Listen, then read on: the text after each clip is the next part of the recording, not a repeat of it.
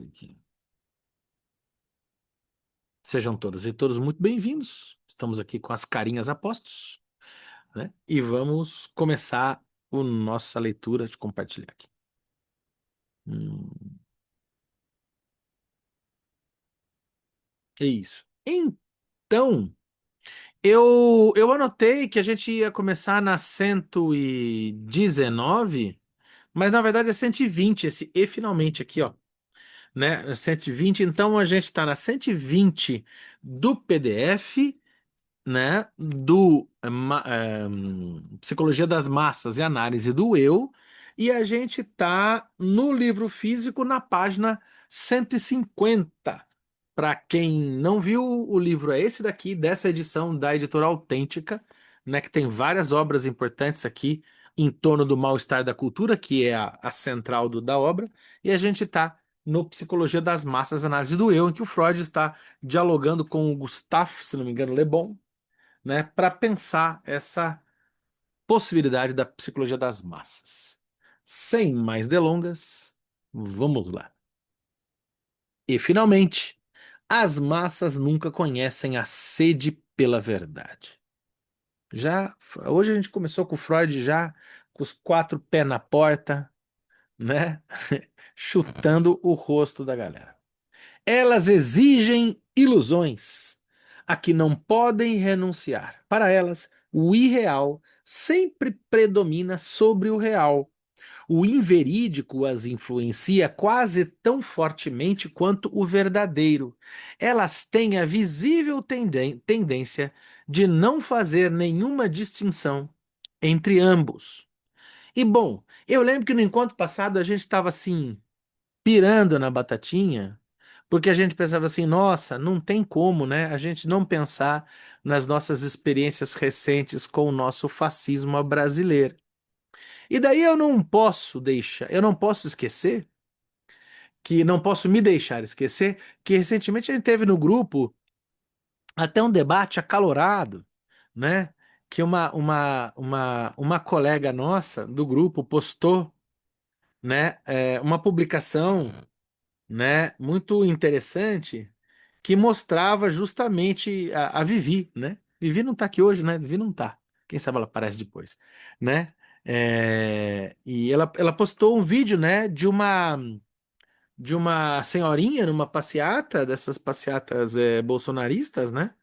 Que ela tava lá enredada numa bandeira, parece até que dos Estados Unidos também, não sei se brasileira é americana, e ela falava de coisas assim, de doidivanices, né? Falando de que tinha clones do Lula e chips de não sei da quanta, e radiação de não sei o quê, né? E eu me lembro que isso deu até um debate no grupo e teve lá um colega que falou, olha, aqui não é espaço para discutir política. E eu falei, olha, pera lá, mas como não? Até eu voltei a ler as diretrizes do grupo lá, falei, mas não tá falando nas diretrizes do grupo que não é para discutir política. Não tô vendo esse problema aqui. Em sendo educado, e ninguém ofendendo, ninguém bora discutir política, né? A psicanálise é política. Édipo é uma dimensão política, não tem como não ser, né? E, e daí eu sei até que o rapaz não gostou, foi embora. É uma pena. Volta, querido. Deixa de ser bobo. Mas enfim, né? E a divisão, a divisão, né? A divisão não se deu, né? Essa só com o rapaz lá. E daí a gente continuou conversando com a Vivi, com todo mundo ali, pensando nessas questões. E me faz lembrar desse vídeo que ela trouxe, né? Que foi muito interessante, né? Essa coisa das massas não conhecerem a sede pela verdade, né? E é legal dessa ideia da sede como verdade, como a sede que não se sacia, né? A gente pode até retomar o Lacan, a ideia do desejo, que tem, né, que é furado, de modo que nunca se completa, a gente nunca se sente completo, e a verdade também, a verdade, ela tem uma certa mobilidade, né? Mesmo na ciência, às vezes, do mesmo modo as pessoas se diluem numa massa em nome do discurso científico e falam, olha, e saem por aí proclamando verdades científicas, né? Sem entender que, olha, a ciência é móvel também. O que não quer dizer que eu não devo acreditar pela ciência, muito pelo contrário, mas é que a ciência por excelência, é um debate em aberto e não uma crista. A ciência não é um dogma, né? A ciência é justamente um debate em aberto, né? Tem pesquisador da USP até que se opõe à visão do aquecimento global. Tem, famoso inclusive. Mas então ele está errado. Não, não. É importante que ele marque essa posição de abrir esse dissenso. É importante que ele esteja ali. E é importante que a gente lembre que ele está errado. Que as questões do aquecimento global estão aí não só visíveis, porque não é a nossa sensibilidade que comprova, mas as variações climáticas e tantas outras questões. Então, assim, é legal a gente essa dimensão mesmo de que toda noção de completude é falsa. A noção de completude, por exemplo, se dá na paixão, né? A gente, quando se apaixona, a gente sempre fala: olha, aquela pessoa vai nos completar. E isso é um delírio. Não vai, né? E daí as pessoas vão lá pro analista: poxa, estou decepcionado com meu marido, estou decepcionado com a minha mulher. Por quê? Porque ele não é o que eu imaginei que fosse. Porque, olha, é mesmo. E o que que você imaginou que fosse? Nossa, como você imagina, né? Tá imaginando muito. Precisa reposicionar essa imaginação, criar a partir dela, né? E não tomá-la como real, né? Desmistificar as coisas. Olha que já no começo, né? Esse pedacinho já abre para tanta coisa que a gente vem vendo, né? E parece que esse texto promete, né? Altas coisas. Hum, então vamos lá. Nós demonstramos que essa predominância da vida de fantasia e da ilusão trazida pelo desejo não realizado é determinante para a psicologia das neuroses. Descobrimos que para os neuróticos não vale a realidade objetiva comum, mas a realidade psíquica, que um sintoma histérico se funda na fantasia, em vez de na repetição de uma experiência real de vida, que uma consciência de culpa neurótico-obsessiva se funda sobre o fato de uma má intenção que nunca chegou a ser executada. Na verdade, tal como no sono e na hipnose, na atividade anímica da massa, o exame de realidade retrocede diante da força das moções de desejo investidas afetivamente. Então, a, a, a- as massas se organizariam nessa dinâmica como uma espécie de neurose coletiva. O que Le Bon diz sobre líderes Führer, né? E, bom, eu quero acreditar que aqui é o próprio, né? Führer, rei traduzido esse texto, traduzido aqui sempre por líder, caberia também uma tradução mais direta por condutor guia.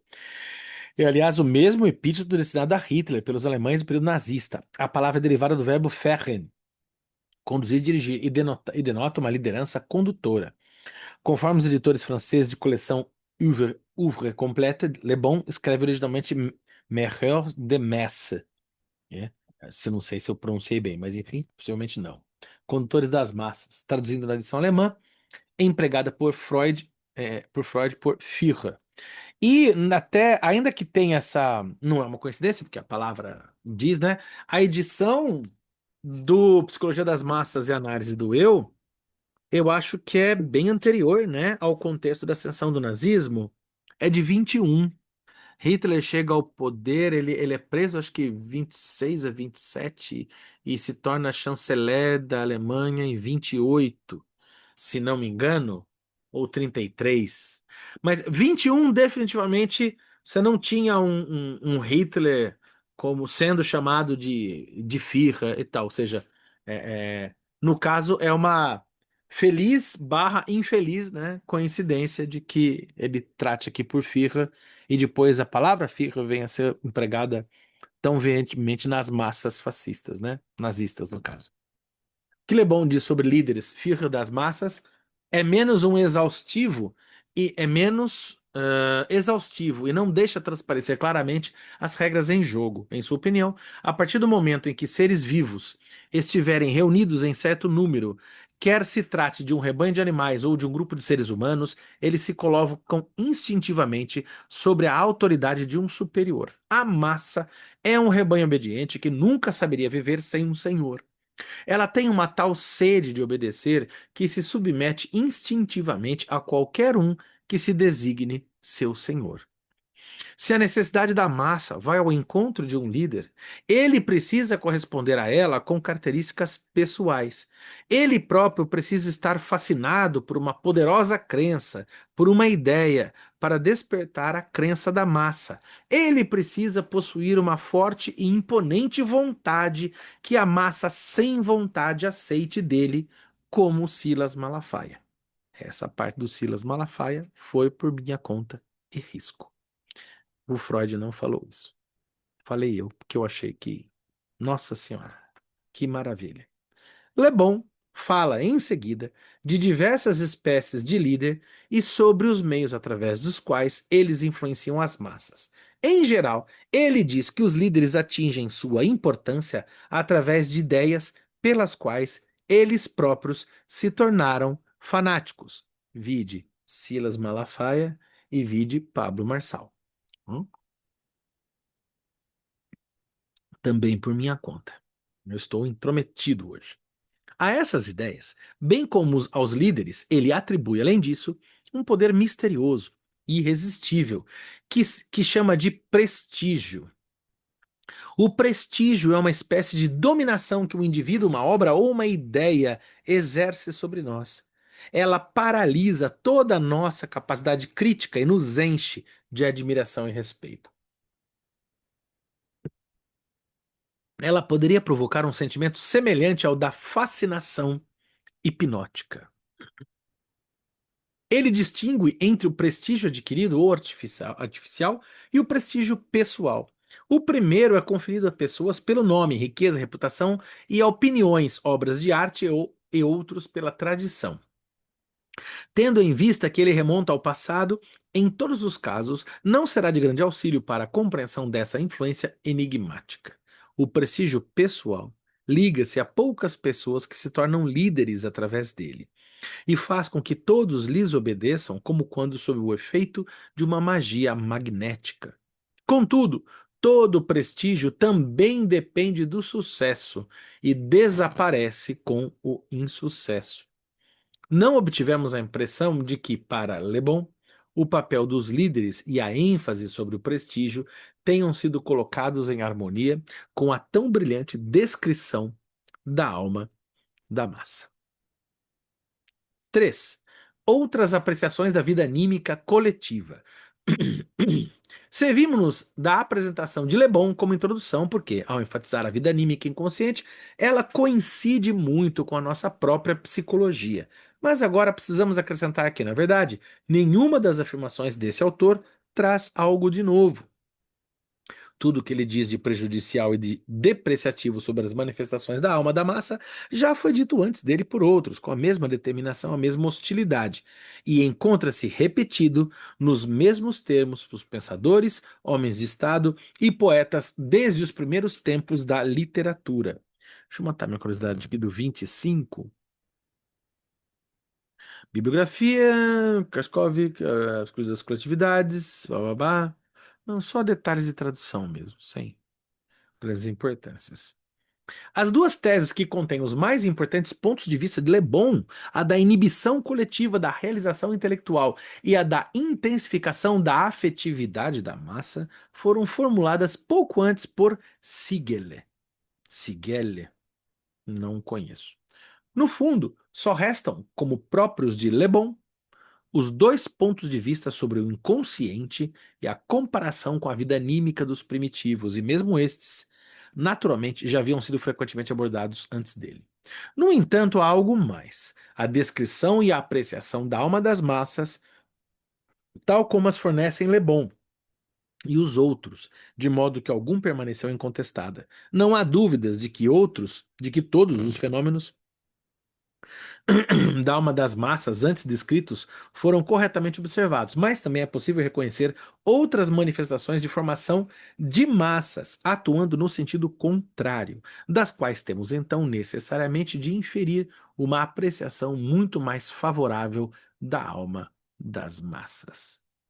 Até mesmo Le Bon estava disposto a admitir que a moralidade da massa, em determinadas circunstâncias, pode ser superior à dos indivíduos que a compõem, e que apenas as coletividades são capazes de altruísmo e devoção elevados. Vou acertar meu ar aqui, porque Piracicaba está complicado. Pronto. Enquanto no indivíduo isolado a vantagem pessoal é quase que a única força móvel, nas massas ela raramente é a predominante. É muito legal o que eu estou vendo aqui, o modo que eu estou lendo, pensando aqui. É interessante porque parece que quase nos dá uma vontade, em algum momento, de falar, bom, então é só não ter massa que resolveu nossos problemas, né? E aí é que a porca coxa o rabo, como a gente diz aqui no interior, né? Porque não é assim. Veja, existem vantagens na tecnologia da massa. Existem ganhos com isso, esse estado de massa, né? Por exemplo, deixa eu só.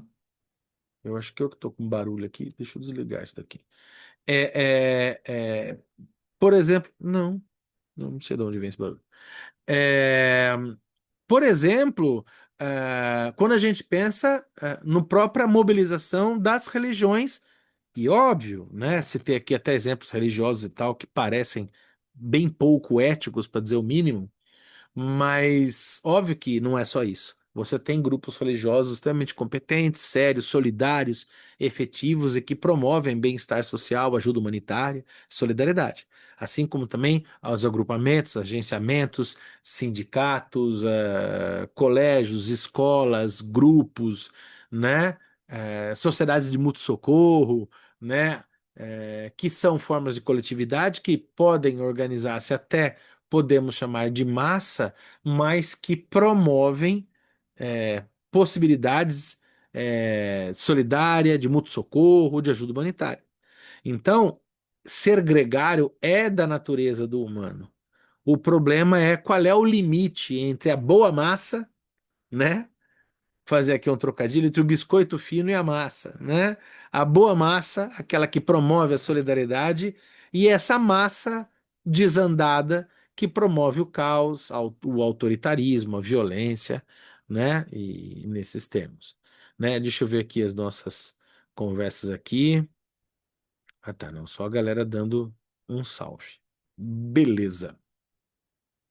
Outros alegam que, acima de tudo, é a sociedade que prescreve ao indivíduo as normas da moralidade, ao passo que, em regra geral, o indivíduo fica de alguma forma retraído em relação a essas elevadas exigências, ou que, em circunstâncias excepcionais, surge em uma coletividade o fenômeno do entusiasmo, que torna possíveis as mais grandiosas realizações das massas. Eu destacaria aqui, para ratificar aquilo que eu já disse, que vale a gente lembrar que a palavra entusiasmo aqui é muito feliz. Não sei como é que era a tradução do alemão, a tradução é boa, mas não sei como é que era no alemão e tal. Mas entusiasmo vem de como é que é? Enteusiasmus, né?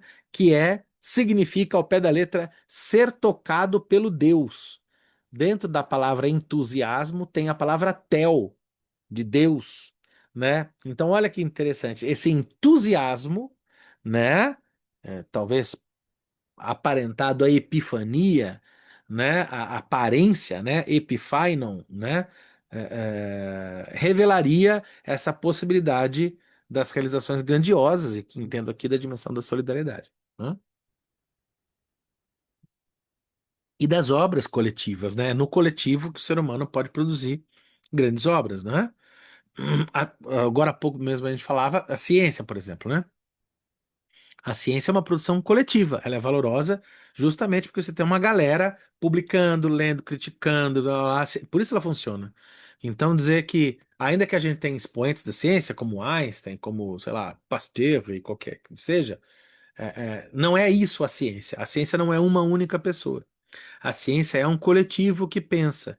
Inclusive, o dissenso dentro da própria ciência constrói a ciência. Discordar dentro da ciência é ciência. Por isso que o livro da Pasternak é ruim, certo? Porque a Pasternak vem como um reizinho e fala, né, a ciência sou eu. E isso que eu quero está fora da ciência, porque eu digo que a ciência é. Quando alguém fala eu digo que a ciência é, isso é tudo menos ciência. Epistemologicamente, nós temos um problema científico. Epistemologia, que aliás o livro dela não trabalha. Daí a gente dizer que o livro de Natália Pasternak é uma vergonha, é um dissenso ao pensamento científico. CQD, como queríamos demonstrar. E eu adoro citar a Pasternak, porque eu acho que ela faz um desserviço mesmo. É uma acusação, sim, eu assumo. Thelma, aqui no grupo. Li o livro do Adorno, de Adorno, Aspectos do Novo Radicalismo de Direita, fala muito sobre fascismo e sobre a manipulação das massas, como elas agem.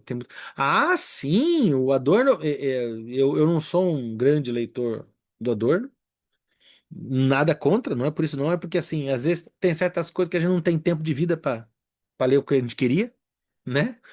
E Adorno é um caso, porque não dá para ler Adorno assim, né? Ah, vou dar uma lidinha de Adorno, daqui a pouco eu durmo. Não dá, né? Adorno, né?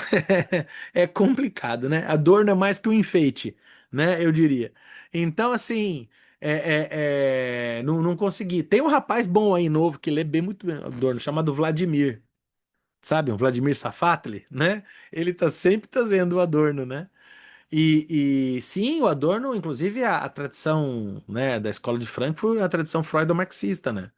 Então, certamente o Adorno está bebendo do Freud, acredito eu, para esse livro e outros, né, livros que ele traz, né? Com certeza, é bem interessante, né? Olha lá, sim, olha lá o Rodrigo que é. Não é a psicanálise que é pseudociência, mas é a Pasternak que é pseudocientista. É terrível, cara. Poxa, eu acho tão triste, porque eu gostava dela, fez um papel tão legal na pandemia, mas acho que daí a pandemia foi acabando e ela entrou num jogo narcísico, né? De querer continuar um certo protagonismo, não querendo se colocar num lugar de coadjuvante, né? Que acho que é muito importante para todo mundo, né? Saber sair do saber sair da luz, né? E sair um pouco do frontman e ir pro sideman. É tão legal você tocar, figura e fundo, mas tem certos narcisismos que não permitem isso, né? E daí você pode ver, né? A psicanálise está aí. E cadê a Pasternak? Cadê a turma lá do Psicanálise não é ciência? Cadê a turminha? Parece que sumiu, né? Cansou. Todo de 5 em 5 anos as pessoas vêm querer atacar a psicanálise e a psicanálise continua e as pessoas acabam passando, né? Eles passam e nós passarinho, né? É sempre assim, né? É o jogo, né? Paciência. Com relação à realização intelectual, mantém-se o fato de que as grandes decisões do trabalho de pensamento, as descobertas de grandes consequências e as resoluções de problema só são possíveis para o indivíduo que trabalha na solidão, né? É, Mantém-se o fato de que as grandes decisões do trabalho de pensamento, não sei. Enfim, vamos ver onde ele vai caminhar com isso. Mas até a alma da massa é capaz de criações intelectuais geniais, tal como provam, sobretudo, a própria linguagem, e em seguida, a canção popular, o folclore e os outros. Além disso, permanecem abertos quanto cada um dos pensadores ou poetas deve aos estímulos da massa na qual vivem. E se eles são mais do que o consumador de um trabalho anímico do qual os outros fizeram parte simultaneamente. É aquele abril, né? Abril para o coletivo, né? É, parece que tem uma certa marcação nele romântica, né? Desse intelectual solitário, né? Legal, valoroso, né? É um homem do início do século XX, mas é, ele não leu Roland Barthes, né? Tem um texto muito legal do Roland Barthes, né? Chamado, como é que é? A Morte do Autor, né? E que é muito legal e que o Roland Barthes ele mostra que um texto, né? Ele é feito O texto, né? O texto é tecido, né? A palavra texto significa tecido, né? Então, o texto é um emaranhado. Então, o autor é uma mera função num texto, né? E que o texto, ele não se deve somente ao autor. Aquele que escreve um texto não só escreve, ele é portador de atravessamentos. Então, um texto é um resultado, ainda que você o escreva, ele é resultado de um processo de atravessamentos que você percorreu e percorre na sua história individual, que é perpassado politicamente por um conjunto de atravessamentos. Ou seja, você nasce numa cultura. A linguagem que você nasce, vamos voltar ao tio Lacan, né? A linguagem que você nasce te antecede. Então, que história é essa de achar que o autor é dono do texto? Que o significado de um texto é devido ao autor, como o autor pode chegar, sei lá, o poeta, né? O poeta pode chegar para a massa e falar: não é isso que eu disse no meu poema. Quem disse que o poeta é o dono do sentido do texto?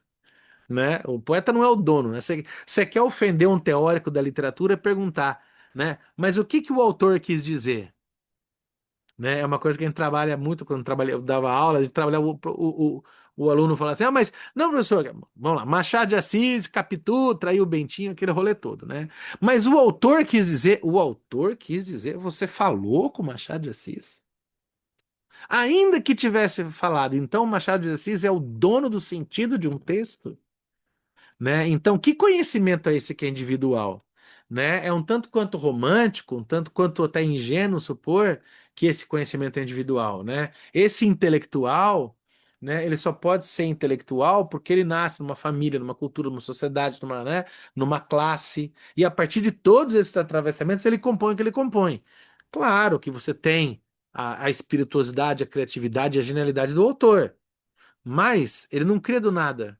Ele cria a partir de uma cultura, né? Então, todo texto é patrimônio do autor, mas não só, né? Então, é legal esse senso de coletividade. Daí uma função possível a essa massa que não é simplesmente, né, voraz assim, né? Em vista dessas contradições absolutas, parece que o trabalho da psicologia de massas teria de transcorrer sem resultados. No entanto, é fácil encontrar uma saída mais esperançosa. Provavelmente foram reunidas enquanto massas formações muito diversas que necessitam de uma distinção. Os dados de Siegel, Le Bon e outros se referem a massas de caráter transitório, as quais, por um interesse passageiro, formam rapidamente aglomerados de indivíduos diversos. É inegável que as características das massas revolucionárias, especialmente a da Grande Revolução Francesa, influenciaram as suas descrições. As afirmações contrárias provêm da apreciação daquelas massas ou associações estáveis, nas quais os seres humanos passam a sua vida, que se encaram nas instituições da sociedade. As massas da primeira espécie são, por assim dizer, sobrepostas às últimas, assim como as ondas curtas, mas altas, o são para as extensas ondulações do mar. Bonita metáfora aqui, né? Uma alegoria sensacional. McDougall, em seu livro A Mente Grupal, tem uma psicanalista, Alice McDougall, é isso, mas é uma contemporânea, né? Enfim. The Group Mind. Vamos ver aqui essa. 27, né? Tá aqui. O que é? Putz, só isso que você deu a referência aqui. Achei que ia dizer mais coisa. Que parte da mesma contradição mencionada anteriormente, encontra a solução para ela no fator da organização. No caso mais simples, diz ele, a massa, group, não possui absolutamente nenhuma organização ou uma organização que nem merece ser nomeada. Ele chama uma massa como essa de multidão, crowd. No entanto, ele admite que uma multidão de seres humanos não se reúne facilmente sem que nela se formem, pelo menos, os primeiros rudimentos de uma organização e que, juntamente nessas massas, simples alguns fatos fundamentais da psicologia coletiva são particularmente fáceis de recorrer.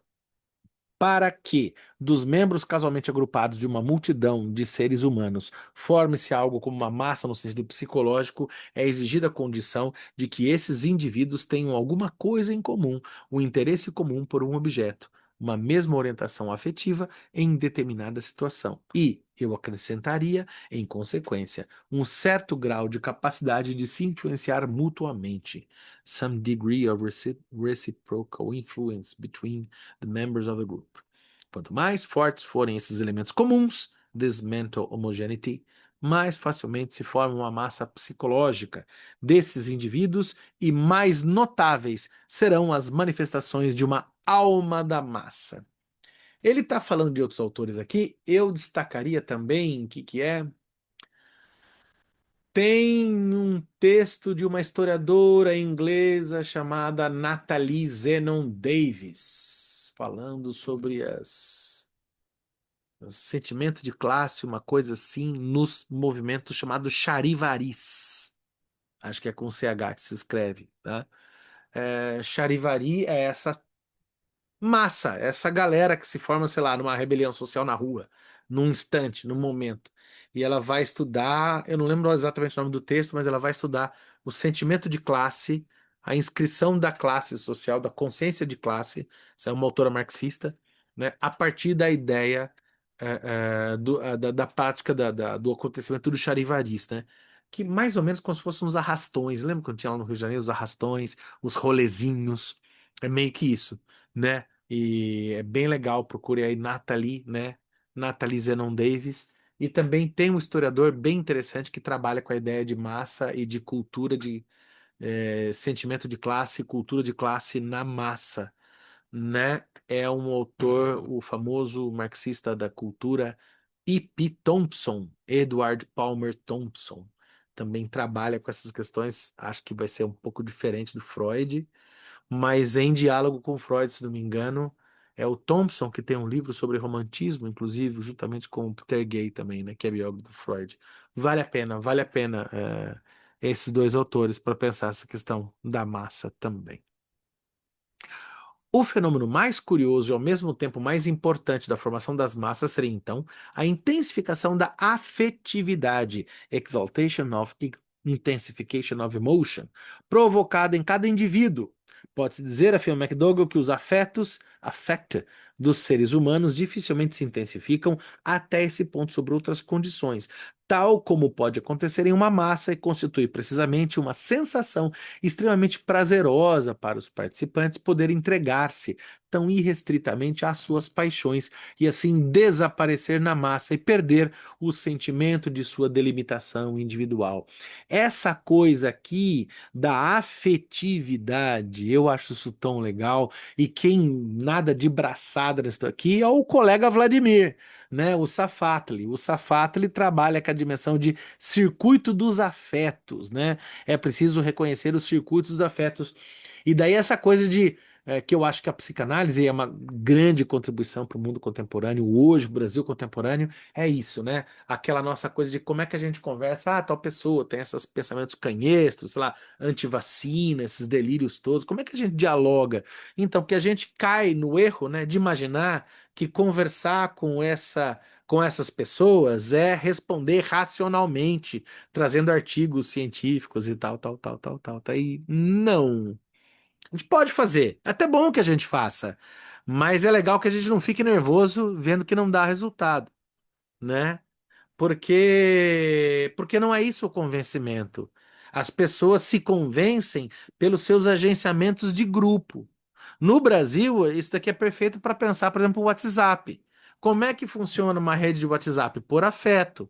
É o tiozinho do pavê que recebeu de outro tiozinho do pavê uma mensagem no WhatsApp e que manda para sua tia, a sua tia manda para sua mãe e a sua mãe fala: "Olha, filho, olha, filha, tá vendo? Olha, tem uma antena 5G que tá dando Covid." Você fala: "Não, mamãe, não, não." Mas é verdade, a sua tia Edilamar falou. Tá aqui. Qual é o lastro de verdade que a sua mãe se baseia? No afeto. Foi a tia Edilamar. Tia Edilamar fez curso de ciência quando estava lá no colégio normal, na década de 80, quando estava saindo no cinema o filme Goonies, né? E aí a sua tia, ela é o lastro da verdade para sua mãe. E daí você fala: "Ô, mamãe, então, mas é que a tia não é isso, olha, ela errou, né?" Aí você pode, talvez, Você pode trazer outros elementos, mas você achar que isso é fake news, né? Não, não funciona, né? A gente precisa estabelecer laços, né? A gente precisa criar laços, mesmo por vezes, e esse é o desafio, né? Com as pessoas mais difíceis de criar laços que a gente conhece, porque a gente criando novas cadeias de afeto, a gente dá variabilidade ao caminho do afeto, né? Possibilitando novas relações e não batendo a cabeça nas informações que chegam. O que a gente tem hoje há muito tempo já, né, no Brasil, e é por isso que nós tivemos o que tivemos, a movimentação, é porque a gente tem uma direita muito bem articulada, empoderada tecnologicamente de manipulação de discursos em redes de afeto. Você pode ver que quando não tem campanha política, essas redes de afeto estão mandando vídeo de, sei lá, de mulher pelada pro seu tio, estão mandando vídeo de bom dia para sua mãe, né? E eles mantêm o vínculo, eles mantêm o vínculo. Por quê? Porque é preciso manter as redes de afeto, porque essas redes de afeto são por onde circulam as informações necessárias aos agenciamentos políticos, né? Isso é gerenciamento de atenção do capitalismo da atenção, né? E me parece que essas questões aqui são fulcrais, né, para a gente pensar essa realidade contemporânea, né? Eu parei, a massa, procedimento, sua delimitação, e isso?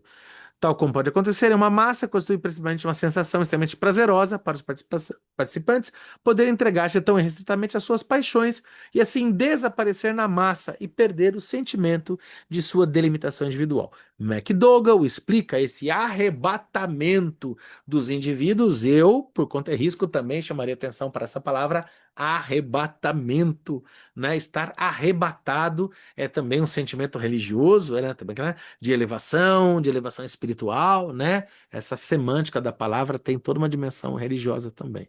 Esse arrebatamento dos indivíduos através do que ele chama de Principle of Direct Induction of Emotion by way of the Primitive Sympathetic Response. Uau! Princípio de indução direta da emoção por meio da resposta simpática primitiva. Gente, isso daqui é sinônimo de rede de WhatsApp. Olha lá, achamos. Como é que a gente define rede de WhatsApp? Vou pôr aqui. De amarelo, para lembrar os verde e amarelo. Princípio de indução direta da emoção por meio da resposta simpática primitiva. É isso que o WhatsApp faz, né? É isso que o WhatsApp faz. Ele leva informação, né, fake, né, verdadeira também, né? Mas é que a informação verdadeira pouco interessa, né? A verdade pouco interessa. O que interessa são as ficções engajadas, né? Dos grupos, né? E ó, deixa eu falar aqui também, que é muito importante, isso acontece também à esquerda, tá? Isso acontece, né? Não que tomando partido, tá? Óbvio que tem particularmente o meu agenciamento à esquerda, mas isso acontece à esquerda, tá? Eu me lembro, por exemplo, é, é, é, tem um grupo, um canal de comunicação da esquerda, né? Não vou citar nomes aqui, que eu costumo chamar, eu comento aqui com a minha esposa, eu chamo da esquerda clickbait, né? E assim, então, sempre assim, eu lembro na época do governo Bolsonaro, vinham notícias assim, agora Bolsonaro cai, agora Bolsonaro vai pra cadeia, isso, sei lá, 2019, né? Agora deu ruim pra eles, que deu ruim, o cara tá no poder, os cara, ministro da Educação tá desviando bolsa da CAPES e lidando com chocolate, vocês estão loucos. Não, essa gente né, tá municiando o poder brasileiro. Não é isso não, tá irreal. Mas estavam lá, sempre engajando a massa, sempre falando, olha, fiquem unidos, né? Mantenham-se unidos na nossa rede afetiva, porque nós temos. Isso também é um mecanismo de massa, tá? A esquerda, né? Vamos endeusar o Lula vai nos salvar. Olha, não é sobre salvação, é sobre construção de uma rede democrática e de uma ética cidadã. Ó, que bom que o Lula é um personagem a favor da República e da democracia. Mas, ó, sem divindades, tá? Sem religiosidades políticas, por favor, né? E tem quem faça isso, obviamente, também à esquerda. Tem muito, né? Que abdique do senso crítico para colocar aquela lógica quase caudilhesca, né? Lula é meu padinho, Lula é meu painho, Lula é meu papai. Olha, sem papais, sem papais. Vamos pensar a República de um modo leigo, senão começa a virar uma religiosidade engajada, não é? E isso a esquerda, a direita sempre foi, tá? Princípio de indução direta da emoção por meio da resposta simpática primitiva, ou seja, através do nosso já conhecido contágio de sentimentos. Cara, que coisa maravilhosa, que coisa atual, né? Pronto, eu vou aqui grifar com verde. Olha que legal. Para ficar verde e amarelo, tá? É isso, tá? Isso daqui é a essência de 2018 do governo anterior, é isso aqui, né? Vou ler de novo. Nossa, que maravilhoso. Princípio de indução direta da emoção por meio da resposta simpática primitiva, ou seja, através do nosso já conhecido contágio de sentimentos. Isso é tão legal, né? Porque a gente viveu há pouco tempo a questão da pandemia, né? A ética do contágio, né? E como isso se deu pelo contágio, né? Agora, o Oxford Dictionary, né? Se não me engano, foi o Oxford Dictionary, né? Elegeu como palavra agora o rage bait, né? Que é o clique de ódio, né? Que você vê um vídeo lá que tem uma thumbnail, alguma coisa assim, e você clica porque aquilo te dá ódio. Ou seja, olha só, as pessoas estão fazendo vídeos para gerar ódio, para gerar raiva nas pessoas, porque ao você ver, ai que raiva, vou clicar. Olha só, é uma lógica afetiva, é uma indução direta de emoção, né, por meio de resposta simpática primitiva, gerando um contágio dos sentimentos. Não é? Isso é já, isso é agora, né? O texto é de 21, tá? Mas isso é agora. Né? Isso é 1921. E a gente está em 2025. Ou seja, 114 anos depois? É isso? Eu sou de humanos, não sei fazer conta de cabeça. O fato é que os sinais de um estado de afeto que foram percebidos são apropriados para despertar automaticamente o mesmo afeto naquele que os percebeu. Essa compulsão, Zwang, automática torna-se tanto mais forte quanto mais o mesmo afeto for perceptível para mais pessoas. Daí a crítica do indivíduo se cala. Ele se deixa deslizar para o mesmo afeto. Com isso, ele eleva a excitação dos outros que o influenciaram, e assim intensifica-se a carga de afeto do indivíduo através de indução recíproca. É inegável que aí esteja em ação algo da ordem de uma compulsão a fazer o mesmo que os outros, a permanecer em sintonia com a maioria. As moções afetivas mais grosseiras e simples têm a maior perspectiva de se propagar dessa maneira em uma massa. É o Instagram, não é? É o Instagram. Eu vou dar um exemplo de uma religião contemporânea agora que ó, já vejo algumas pessoas fazendo essa crítica, mas que pouca gente percebeu. Tem uma nova divindade na área agora no século XXI. E a principal vítima delas é só uma opinião sensível minha, tá? Eu posso estar exagerando, posso estar errado, enfim. É o chamado Deus Proteína. Vocês conhecem o Deus Proteína? Né? Você vai falar, principalmente com a mulherada. Ai, tem que comer tanto de proteína, porque é proteína, porque tem que comer proteína. Agora, que quer o milkshake do Burger King tem proteína, vai tomar chá com extra de proteína, sei lá, assim, tá todo mundo agora proteína. Gente, vai comer um bife, vai comer um ovo, não vai comer proteína, né? Mas é proteína, né? Agora a proteína vai nos salvar, a proteína é alimentação. Você é gordo porque não come proteína, você dorme mal porque você não come proteína. Agora a proteína é o novo whey, né? E o whey é a cocaína da década de 80, né? É essa rede da crença da salvação na proteína. Todo mundo tem que fazer academia de musculação e tem que tomar proteína para ser feliz, né? É uma fábrica de pessoas, né? Essa é a nova massa. Agora a massa é uma massa proteica, né? É interessante essa coisa da sintonia, da maioria, da reprodução dos discursos. A lógica agora é proteína. As mulheres querem tomar proteína, né? E, enfim, é a nova lógica do mercado da alimentação, né? Não que proteína seja ruim, óbvio que proteína é fundamental, constrói músculos, é óbvio. Mas, nossa, gente, não é possível que você não você precise mais que comer ovo para ter proteína na sua vida, né? Por favor, ou carne, enfim, né? Whatever, né?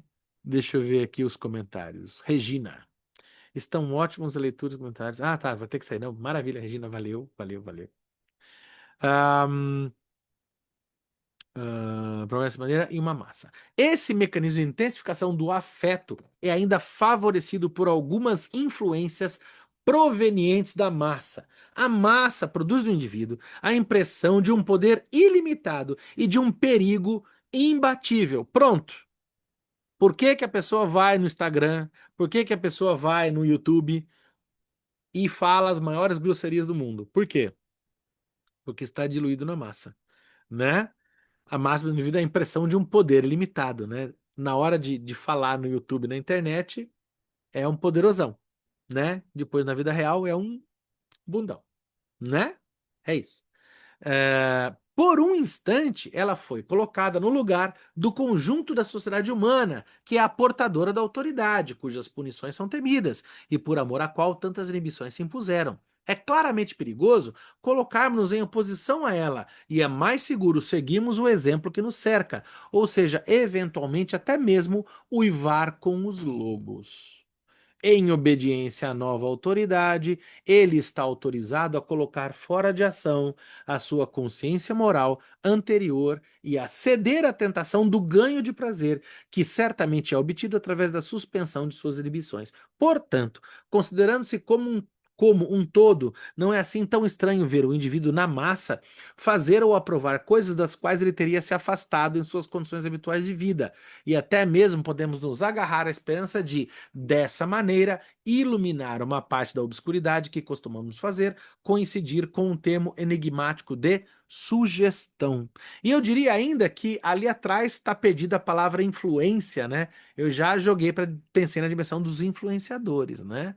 Que é isso, né? As pessoas frequentam grupos, panelas, bolhas, e essas diferentes bolhas se articulam entre si e funcionam dentro delas mesmas como massas, e dentro dessas massas você precisa apenas falar aquelas verdades que são consoantes com esses grupos, porque você precisa evitar o quê? O grande medo do contemporâneo, que é o cancelamento, né? E daí você precisa se articular com essas bolhas. Aí um sujeito faz mais sucesso que o outro porque fura uma bolha, chega em outra bolha, etc e tal, né? E nós formamos espécie de feudalismos de pensamentos no contemporâneo, né?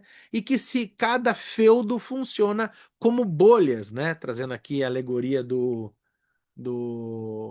como é que é o nome daquele filósofo contemporâneo? Ah, esqueci o nome dele agora. Que tem até uns textos interessantes sobre Deus, inclusive, né? Sloterdijk, né?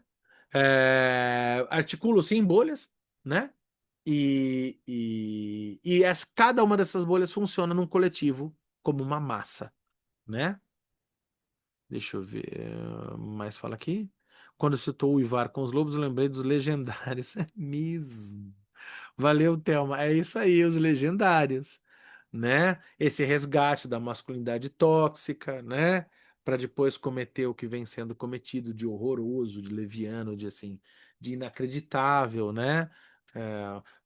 A masculinidade em franca decadência, e que bom, essa masculinidade torpe precisa ir embora mesmo, essa masculinidade que já é falida precisa derrocar de vez, né? Mas aí o sujeito vai lá, sobe a montanha, né? Deixa as esposas. Para ser um marido melhor, ele deixa a esposa em casa e vai subir com outros homens a montanha para ficar uivando como uma besta fera diante de outros homens, para afirmar a sua masculinidade frágil e a sua impotência e o seu narcisismo besta, né? É isso aí, né? Que textinho contemporâneo, né? McDougall Fábio, também. Oi, oi, oi, oi. Fala, Benja. essa parte aí que ele está falando também, né, do enfraquecimento da consciência moral, Eu acho que remete, e também para dar vazão às paixões que antes seriam reprimidas, né? É muito interessante. Eu acho que tem um pouco a ver com o que ele falou do enfraquecimento do recalque lá atrás, né? Nesse sentido, a gente até falou do 8 de janeiro, né? Uhum. Entraram destruindo tudo, né? Que viram pela frente, né?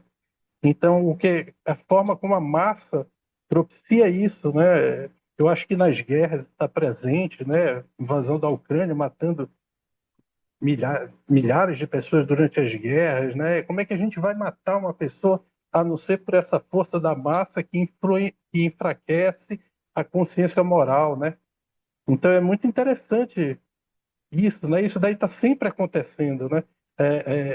Se a gente vê na esquerda também teve um movimento de black blocs, né?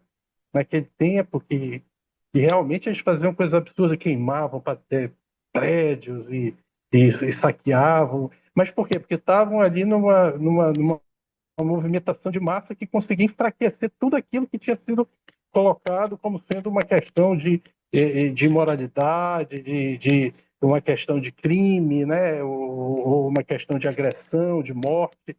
Aí, como a massa atua enfraquecendo isso, né? Parece que é isso, né? No lugar do sentimento de uma universalidade no sentido de humanidade, né? Você tira, suprime essa lei para colocar essa lei da massa, né? Que se dilui, né? Não deixa de ser uma certa dimensão de perversão, né?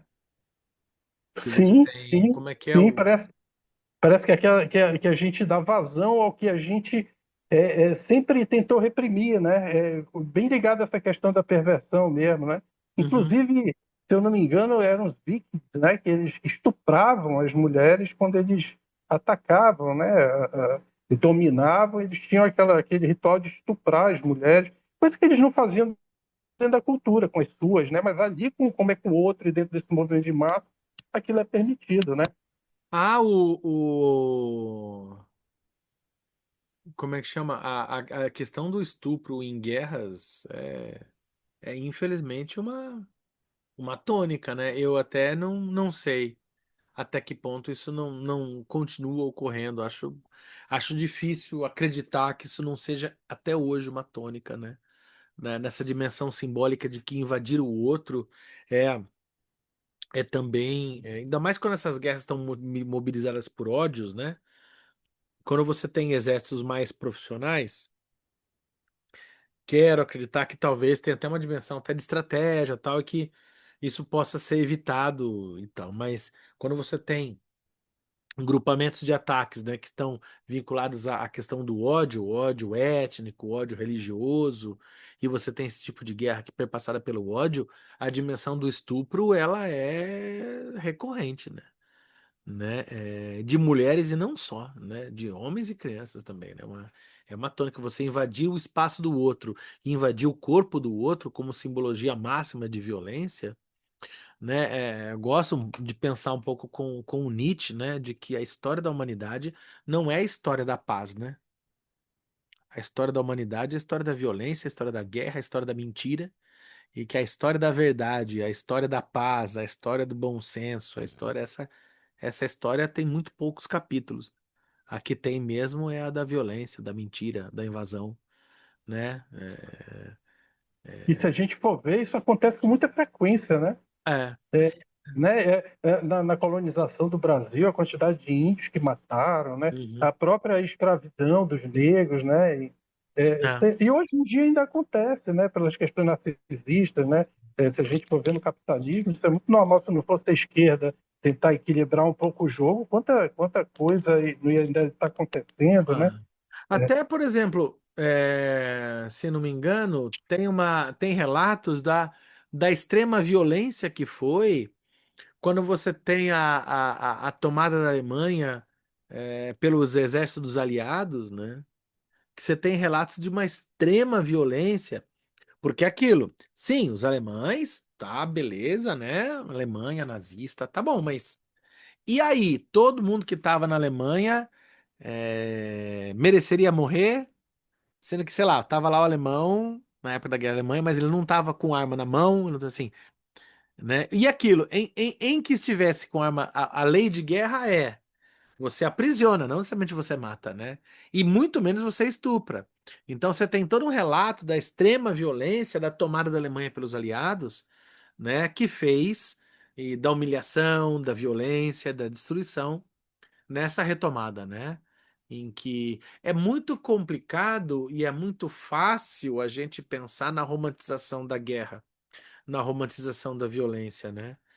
Romantizar a guerra e pensar numa guerra justa, numa guerra com leis, né? Óbvio que existem guerras mais legítimas, menos legítimas, né?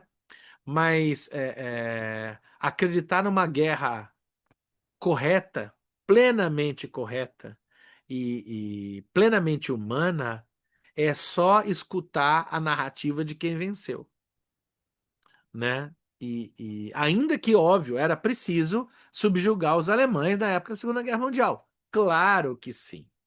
Contudo, certamente nos episódios de tomada da Alemanha, muita violência, muita desumanidade foi cometida por aliados em nome de tomar a Alemanha. Foi. É a um preço da guerra, né? E não dá para passar pano para isso também. Justamente, e é a É. questão daquela epifania, né?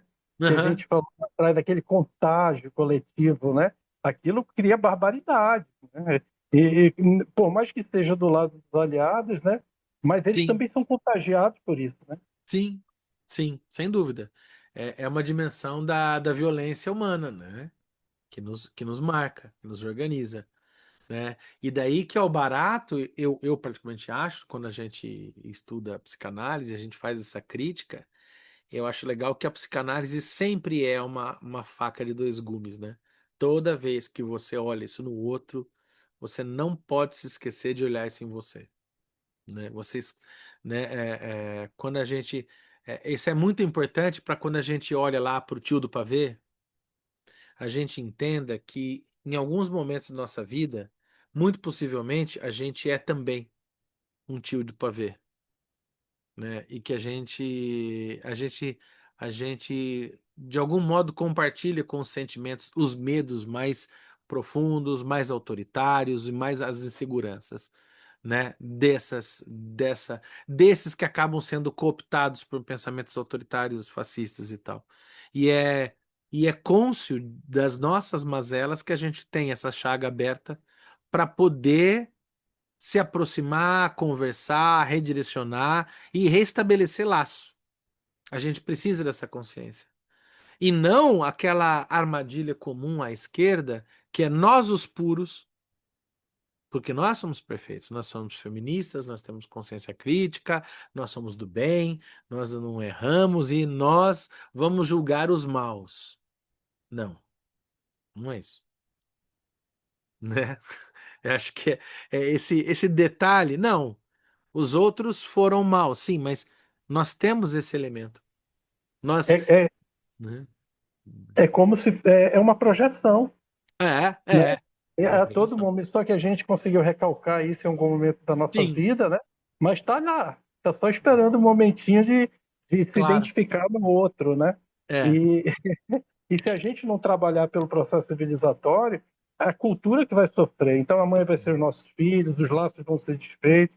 Então, a sem gente tem dúvida. que estar sempre trabalhando pela civilização. Por mais Sim, que aquilo doa na gente, né? Ah, não aconteceu comigo, eu vou claro, quebrar, vou matar. Aí tem, claro. graças a Deus, tem um amigo ali que é civilizado. Não, calma, não é assim que a gente faz, né? Porque senão a gente está machucando a nossa própria cultura e aquilo vai voltar para a gente em algum momento. Daí, por exemplo, o meu incômodo, recentemente saiu uma pesquisa aí que parece que foram e descobriram um tecido de um sofá que tinha um sangue do Hitler, e daí tem uma psicanalista aí, muito famosa, inclusive, muito da moda, não vou dizer o nome, mas eu fiquei até assustado, eu achei que fosse um vídeo de IA, e a psicanalista veio lá e falou: Olha só, tá vendo como a psicanálise tem razão? O Hitler foi. Descobriram essa amostra aí, fizeram. Parece que o Hitler ele tinha tendências a autismo e micropênis, então olha só como a psicanálise tem razão. Ô, calma lá, calma lá.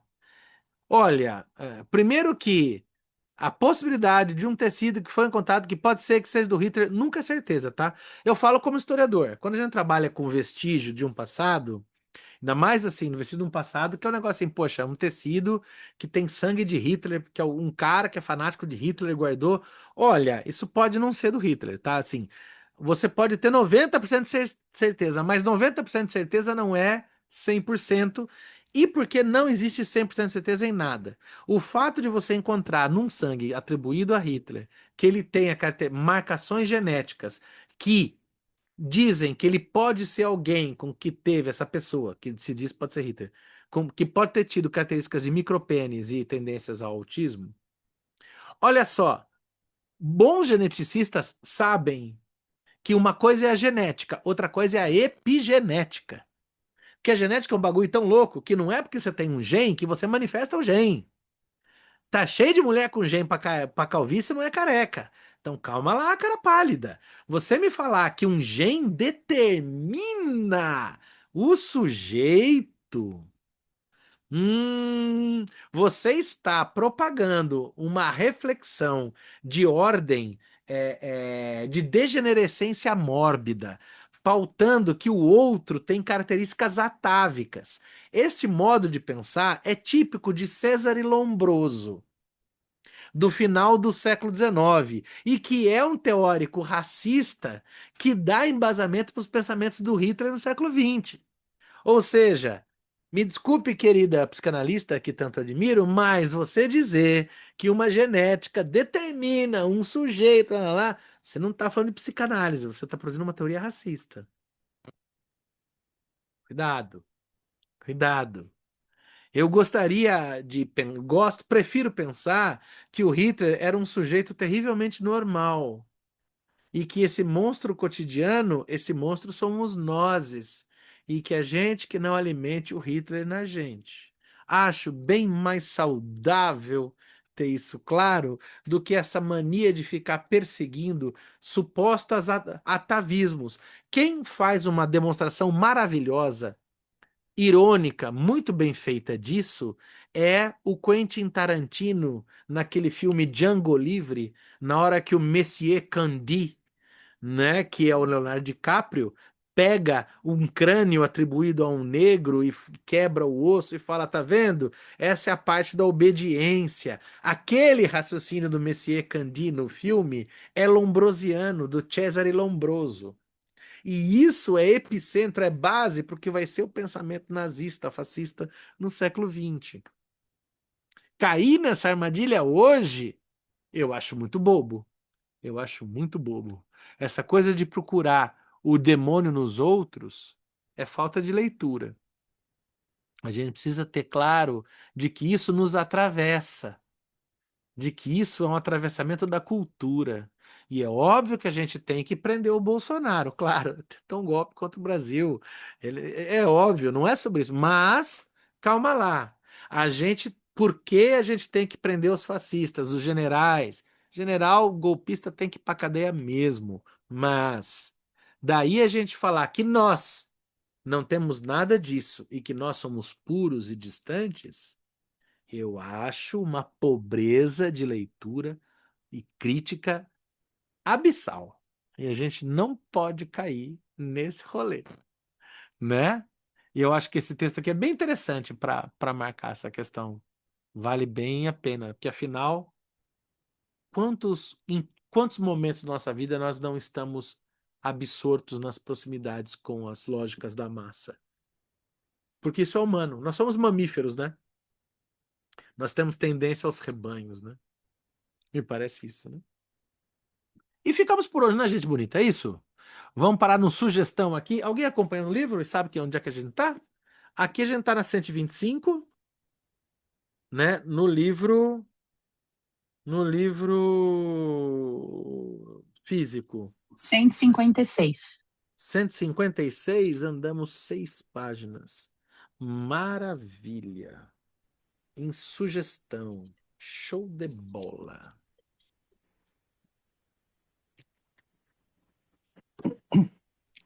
Gente, muito obrigado pela Flávio, participação, pelo convite. Fala, Benja. Sabe, porque eu queria saber contigo o seguinte, que é mais sobre a estrutura do nosso grupo. A turma lá, Yaci, Simone, né? Agora o Fabiano também, que já é da formação, e a Thaís, eles estão entrando no recesso, né?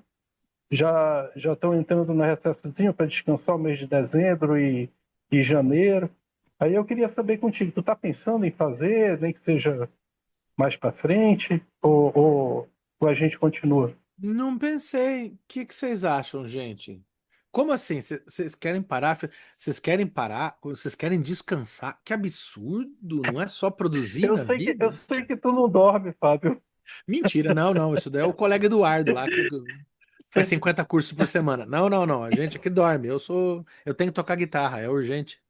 Sempre. Eu saio daqui, o amplificador tá ligado já. Eu vou lá, falo, não, Pedro, como é que é? Entrar no meu estado de êxtase, no meu delírio religioso, musical. E ali eu fico morando, delirando algumas horas. Aham. Senão, não tem condição. Porque o dia 8 de dezembro é a Virgem da Conceição, né? Começa os festejos de fim de ano, né? É quem? Dia 8 de dezembro É o que que acontece? é o dia da Virgem da Conceição. Virgem da Conceição? É, Esse eu não conhecia, é mesmo?